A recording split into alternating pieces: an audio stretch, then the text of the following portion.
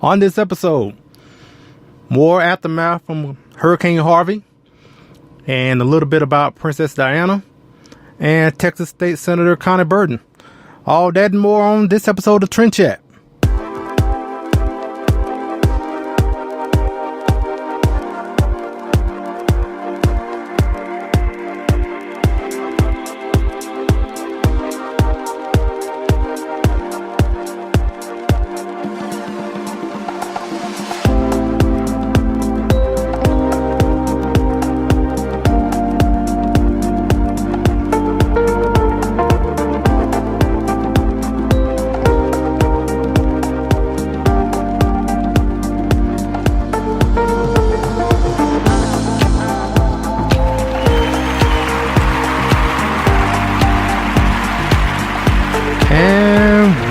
Welcome everybody to another episode of Trend Chat.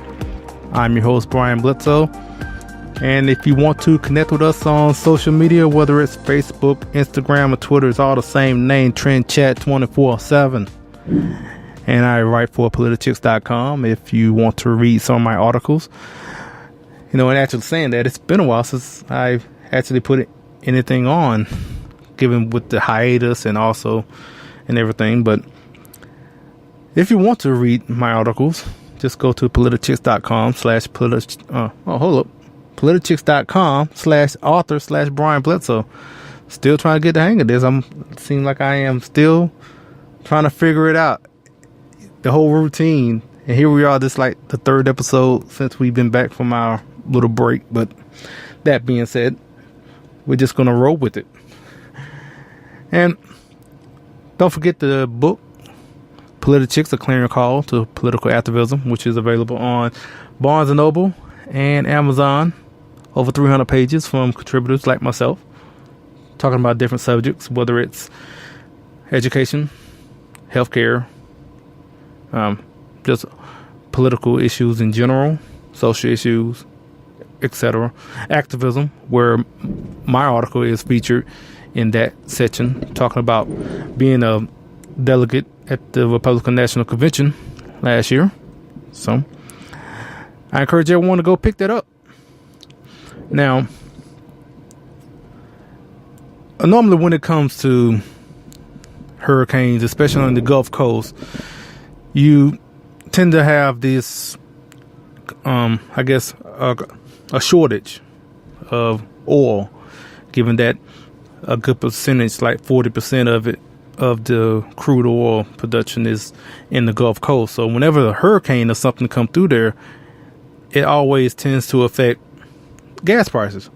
And no surprise that same thing is happening now, and where you having, especially like up in the Dallas-Fort Worth area, you have some gas stations that are running out now, and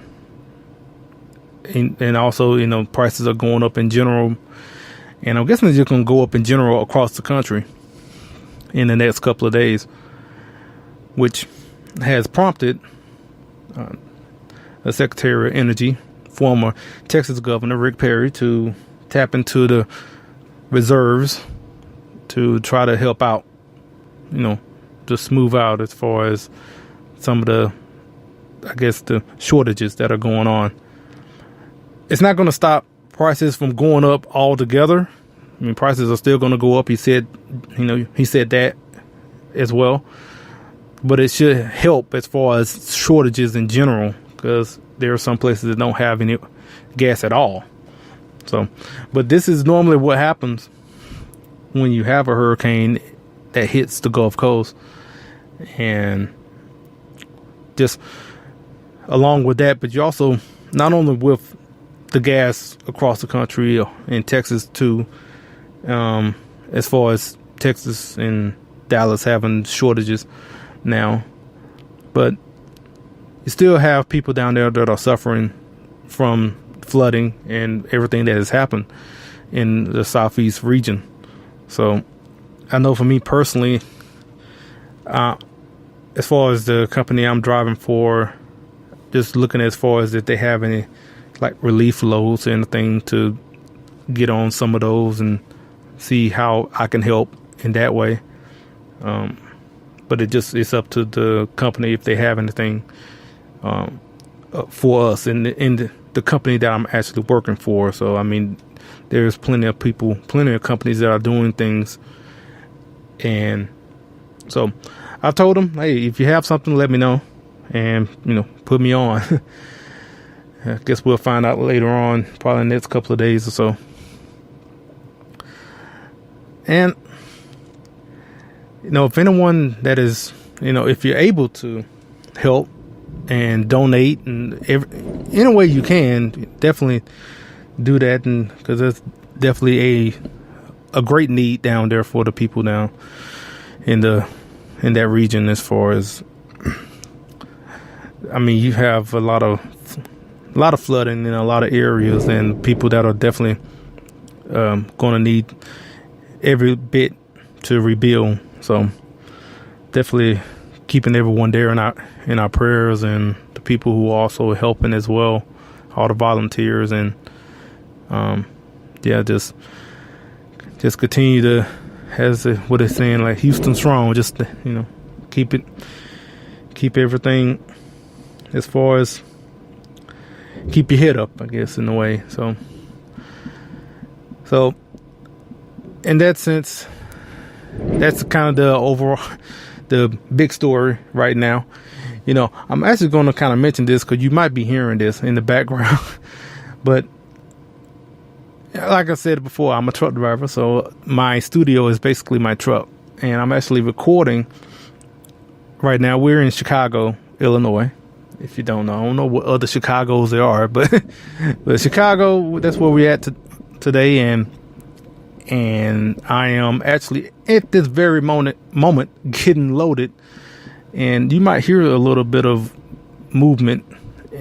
You hear the sound like something crashing in the background. You might hear that. I don't know if you can or not, but I'm just letting you know. If you do, that's just me getting loaded, and for my primary, my real job, I guess. But that being said, before I get on to anything else, let's hear let's hear a word from the Founding Project. Hello, TrendChat listeners. If you like the Founding Project's Civics Education video series, Civics for All Ages, and our educational meme series, we think you will love our new website. Join us at thefoundingproject.com and be a part of the civics movement. The Founding Project is a 501c3 education nonprofit. Please join us today. Yep, and I guess the next topic I was going to mention before we get to State Senator Konni Burton, and I saw this come across this morning. I haven't really thought about it, but it was just showed up and said it's the 20th anniversary of the death of Princess Diana. And I mean, I'm not having a long, I guess, monologue about this, but it is one of those things. It's one of those events where that where you were when you heard about it. I mean, I'm pretty sure if whoever, as far as when it comes to 9/11, you probably know where you were when you heard the news and other things. If you're older, when President Kennedy was shot or something like that. Events like that, a lot of times we tend to remember where we were 10, 20, 30, 40 years past. We'll still remember what we were doing when that happened. And I don't know about a lot of people, but I remember, for me, when that actually happened. I didn't know a lot about Princess Diana, but for some reason I still remember what I was doing. I was in the car with my mom, and we was on our way home and listening to the radio, and all of a sudden, like, they just kind of cut in into the programming just to say Princess Diana died today. It wasn't at that time. Yeah, it was at night, and I knew about her, but for some reason, it still kind of sticks. Like, there's a lot of events that happen, like 9/11. So, like, I know where I were when that happened. I know where I was when President Obama was elected. I wasn't happy, but I do remember it in '08 when that happened. So for me, I don't know how about anyone else. A lot of people, as far as here in America, I guess we follow royalty in a sense, and celebrities over here are basically considered royalty as well. So we follow them, obviously. And yeah, I don't know. It's just kind of one of those things that kind of stuck out for me when I saw it today about that. And, after hearing about it, then it was all over the news for the next, I don't even remember, probably like the next couple of weeks, and then the funeral and all that. Then the investigation as far as what happened and that caused her death and everything. So I think maybe all of that kind of came in as far as making me, I guess, sticking in my mind as far as when I first heard the initial, announcement about her death with all that happened with it. Because I'm trying to think of other events. I remember where I was for 9/11. I remember where I was when the verdict was announced. And I wrote about that actually in Politics. So when it comes to the OJ case, it's funny. That's one of my favorite articles for me. But yeah, so I'm just thinking of other events. But yeah, the one with Princess Diana, that's one that's one of those events. So coming up, we're going to talk with Texas State Senator Konni Burton. But before that, here's another word from the Founding Project. Hello to fans of TrendChat and Brian Bledsoe. The Founding Project, an education nonprofit dedicated to civics, invites you to visit our brand new website. Visit us at thefoundingproject.com. Be a part of the civics movement with The Founding Project. The Founding Project is a 501c3 education nonprofit. Please join us today. Yep, and so coming up, we got a chance to speak with Texas State Senator Konni Burton earlier today. And, I mentioned this in the interview, and I'm just going to mention this one more time beforehand. Most elected officials I'm not much of a fan of. Most of them I don't care for. But State Senator Konni Burton, she's one of the ones I actually like. One of the people I actually will vote for. Which, unfortunately, I'm not in her district, though. Actually, to kind of tell a little story, the first time I met Konni was at a fundraiser when she was running for Senate District 10. And I went to the fundraiser thinking I was in her district. And then when I went up to the desk and filled out the information, and then they looked it up on the I guess the database, and they saw, oh no, well, you're not in the district. And trying to find out how the district was set up, I'm in a small little part when you look at the map, you think you are, but I'm in a small part that's not in her district. And I was like, oh man, I was ready to vote for her. And I was there just, ready to get some signs and all that. But nevertheless, I still supported her, helped her out, as far as campaign stuff like that. Because, yeah, like I said, there's very few that I actually would vote for as opposed to normally voting against someone in an election. That's about 95% of the time when I'm voting, I'm normally voting against someone, whether it's a primary or general or whatnot, whatever it is. But like I said, she's one of the ones I actually will vote for. So all that being said, here's our interview with State Senator Konni Burton. Hello, this is TrendChat, and we are pleased to have Texas State Senator from Senate District 10, Konni Burton, with us. How are you doing? I'm doing great. Thank you, Brian. Yeah, and I guess the first question I want to ask, with the regular session and the special session that just passed, overall it was kind of disappointing. But as far as, in my opinion, I think the Senate did a lot better as far as the House, but overall disappointing. Well, what is your opinion as far as everything that transpired with the regular and the special session? Well, it's a mixed bag. We certainly did a lot of good things, both in the regular session and the special session. But my greatest disappointment is, of course, that we did not get any kind of property tax reform legislation passed. That's what we hear most about in my office. I heard about it long before I ever ran for office. It's unsustainable. People are very frustrated with their property taxes that continue to increase year after year. And so, one of the things that we knew we needed to get done was reform property taxes. And unfortunately, we couldn't get that done. The Senate passed a reform bill during the regular session and one during the special session, but unfortunately, leadership in the House prevented any kind of consensus bill to get passed. So that's where I'm very frustrated, as I know many people in Senate District 10 are frustrated because they want to have some sort of relief, and we were trying very hard to give them that.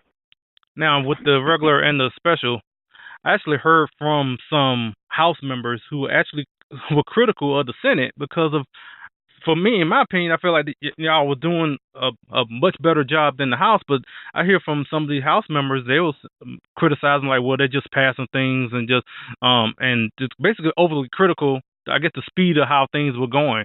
So how would you answer those criticisms? Well, if they are criticizing that, I think that's just silly. We got there to get work done, and particularly in the special session, we got things done in such a swift manner because we did exactly what was on the call. I don't know if all of the listeners know, but a special session is only called by the governor, and he gives you specific things that need to get done during that special session.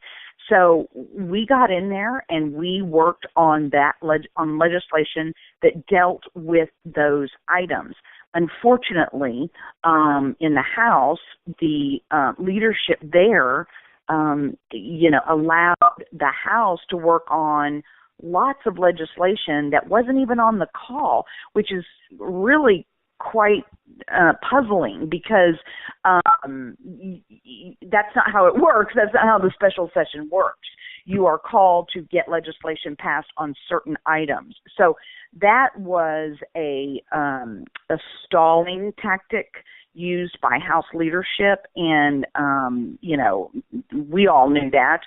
So the fact that we got our business done quickly is how it's supposed to be done, because there's specific items on there to get done, and so we got to work right away, worked on those specific items and got them passed. So if there is criticism about that, it's just silly, because that's how it's supposed to happen. Yes, yeah, I totally agree. And also, what would your thoughts would be on if there would be a second special session? I'm hearing rumors that it may happen. I just want to know what your thoughts about that if it does come to pass. Right. Well, and if it does, I think it needs to be just maybe one or two items. Is kind of my thinking, certainly for property tax reform, and perhaps just that. If the governor does choose to call a second special session, I think it needs to be just on that one item. I'm sure we could come up with some others that would be equally important, but I do know that that particular issue is one that certainly needs to be on the item. On the call. And so if he did, I would say we need to keep it limited to one or two, and that would definitely pressure anyone who isn't wanting to get that legislation passed. It would really spotlight the fact that they're not working on it. If there was just one item on the call, I don't know if the governor is going to call another one. Your guess is as good as mine. He could very well.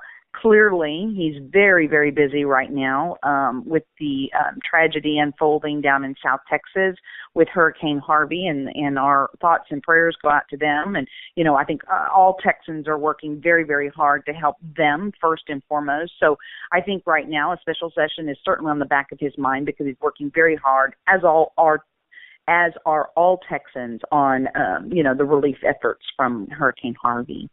And yes, that's totally, the right thing to do right now, because definitely the people down there definitely should be the priority. Absolutely. Now, well, one issue I wanted to bring up is something that you have advocated for and talked about many times is civil asset forfeiture. And I just wanted you to talk about basically what it is. Also, for me, I've talked about it a couple of times on the podcast. I actually don't understand how more people can't see how unconstitutional this is, but I want you to lay it all out for us. Great. I'm glad you brought that up because it has become a passion of mine to get civil asset forfeiture reform done. Unfortunately, couldn't even get a hearing for it down in Austin this past session. And I will be working hard during this interim, and when I am elected again, this next election, will continue to work on that down in Austin to get reform passed. What happens in this instance is law enforcement, if they, think that some of your property has been involved in a crime, they can take that property and then sometimes that property can actually be kept by them even without a criminal conviction. And therein lies the problem. Law enforcement wants to get the bad guys. I want them to get the bad guys. And so they use this as a tool to help with that. And I get that and I understand that. The problem is when you start to infringe on personal property rights, that needs to be corrected. And there should not, people's personal property should not be kept by law enforcement without a criminal conviction. Our piece of legislation didn't touch seizures at all. In other words, they can still seize property that they feel has been involved in a crime, but they cannot keep it without a criminal conviction. And so that's what my piece of legislation does. Personal property rights is a basic foundational right in our country, and once we start infringing, once government starts infringing on these rights, we've got a problem. What government is supposed to do is protect people's rights, not infringe on them. And so when we have any level of government infringing on them, we need to work against that. And so that's what I'm trying to do with my piece of legislation down there in Austin. And we're going to continue to do that, and we are going to get this passed. All right. And two more questions. One, I want to bring up about a recent event that you did with at Defender Outdoors and with called Shoot and Sip. Some people may not know about that. I just want you to speak on that as far as what was going on there. Yeah, so we had there was a local shooting range that they put on a gal there who is a real go-getter fighter. She's fantastic. She puts on programs. I think it's once a month. I'm not totally certain about that, but she puts on different programs. She's very, very, very much about empowering women with their Second Amendment rights. But also teaching them, gun safety and how to protect yourself with your Second Amendment rights, those kinds of things. One of the programs that she just put on was where we had three of us on a panel speaking of different aspects of our Second Amendment rights. One was actually she's a creator of clothing lines that helps women, particularly, only women, with clothing where you can carry your gun. And then another woman was a previous FBI agent, and she teaches tactical classes to women as well. And then myself was there talking about legislation regarding to Second Amendment rights. So it was a really great, it was for women, and had a huge group of women there, all excited about practicing afterwards. They went to the range and shot and learned. Those who are very familiar, went went to the shooting range portion of it. Those that are just learning went to a different class afterwards. So it was a fantastic event. I was honored to be asked to be a part of that and sit on the panel and talk about legislation regarding the Second Amendment.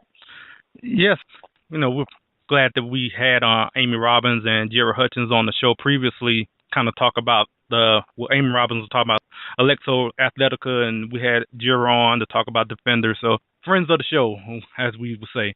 So Senator Burton, thank you so much. And one thing I want to say, that of all these elected officials, I said you're the one of the few that I like, and it's a very, very small list. And so I just wanted to definitely talk to you. And before we go, I just wanted you to let everyone know about your campaign and your upcoming fundraiser and everything, as far as contacting you on social media. Thank you so much, Brian. I appreciate the opportunity to be on. You are one of my favorite activists as well, so I appreciate that. You can look me up on social media. It is important to know that my name is spelled differently. Konni is Konni, Burton, Burton. I have a Facebook page, which is Konni Burton TX. Please follow me there. I'm also on Twitter, @Konni Burton. Certainly have a website, KonniBurton.com, and you can get all sorts of information about where I stand on issues and certainly upcoming events. One of the most important will be September 28th. I have a fundraiser in the Stockyards in Fort Worth. That's where I hold all of my events. And so we'll be having our second annual fundraiser in the Stockyards on September 28th. Look for that on social media as well as my website. I would love to see people there. It's going to be a fun, just friendly time of fellowship, talking about conservative principles, great speakers, great people attending. Please come out and join in on the fellowship that we'll be having that evening. And I just thank everyone for their support, and thank you, Brian, for having me on. Thank you so much, Senator Burton. You bet. We'll talk to you later. Yep, and thanks to Konni for joining us. And before we go, here's another word from the Founding Project. Hello, TrendChat fans. The Founding Project invites you to experience our latest resource to take civics to citizens, TFP's new website. Visit us at www.thefoundingproject.com. Be a part of the civics movement with the Founding Project. The Founding Project is a 501c3 education nonprofit. Join us today. Yep, man. That's it for this week. Now, I mentioned before that the format is changing a little bit, so it will be either Tuesday or Thursday for the next episode. Just kind of depending on what's going on. And like I said, I'm just trying to maximize and optimize the time that I have as much as possible before I run out of hours to broadcast on here. So that being said, I appreciate everyone listening in. Definitely check out politichicks.com/author/Brian Bledsoe. Get the book. Check out the Founding Project. Yep. And again, we're on Spreaker. Appreciate them for giving me the platform to even do this. And we're on Google Play, iTunes, and iHeartRadio. So if you like it, share it, subscribe, all that, everything. We definitely appreciate everybody that's listening and sharing, and tell your friends and all that. We're here. Whether it's Tuesday or Thursday, we're here. We're going to be here. And there's always something to talk about. So, again, appreciate everyone listening in. And I'll say, until next week, we will chat with you later.